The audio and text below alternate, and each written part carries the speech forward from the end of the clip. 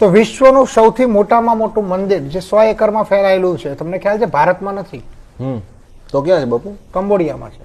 Cambodia મતલબ Thailand થી નીચેનો દેશ છે.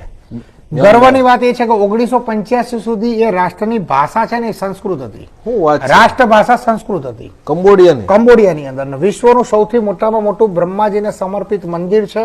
યુટ્યુબ ના માધ્યમથી ઘણા બધા વિડીયો છે, જોઈ શકશો. એનું નામ છે અંકોર વાટ. બીજું ઇન્ડોનેશિયાની વાત કરીએ તો 5000 કરતા પણ વધારે શિવ મંદિર છે. અને ઇન્ડોનેશિયા ધ્યાનમાં રાખવા જેવી બાબત છે, દુનિયાનો સૌથી મોટો ઇસ્લામિક કન્ટ્રી છે. શું વાત છે? જ્યાં બીજા ધર્મને સ્થાન નથી. બીજું ત્યાંનો એક સુલતાનનો મહેલ છે, બાલી કરીને ટાપુ છે. ટાપુમાં હિન્દુ લોકો રહે છે.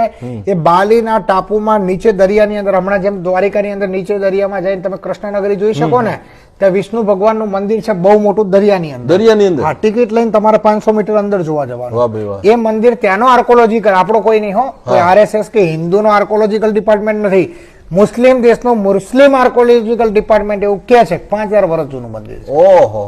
બીજું ત્યાં એક સુલતાનનો મહેલ છે, એની અંદર 365 દિવસ ને 24 કલાક રામધૂન ચાલે છે, 150 વર્ષ ઉપરથી.